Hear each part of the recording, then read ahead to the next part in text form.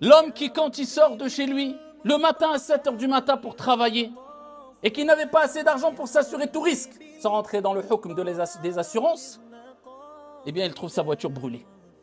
Vous pensez que cet homme-là, qu'il soit musulman ou pas, s'il lève ses mains et s'il invoque Dieu, Allah, il dit « Oh mon Dieu » et il invoque. Vous pensez que Allah ne va pas répondre à son invocation? Vous vous trompez complètement. Puisque le prophète alayhi afdalus salati wa askat taslim, quand il a envoyé Mu'adh radiyallahu anhu warda comme émissaire, il lui a dit, avant de se rendre au Yémen, Ya Mu'adh.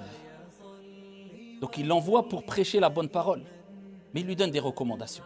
En face de lui, il y a des gens qui vont croire, des gens qui ne vont pas croire. Avec cela, il dit quoi? Ya Mu'adh, ittaqi da'wat al-mazloum. Crains l'invocation de celui qui est touché par une injustice.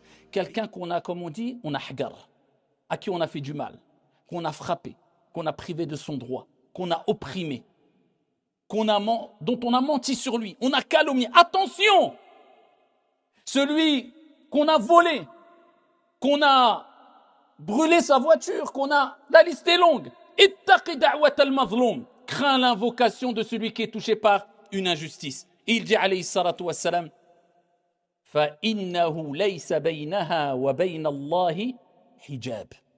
Car il n'y a pas entre elles l'invocation de celui qui est touché par une injustice, une oppression, et Allah de voile. C'est-à-dire que l'invocation de celui qui est touché par une injustice est acceptée. Que cette personne-là soit un musulman ou non, comme on dit à l'ulama,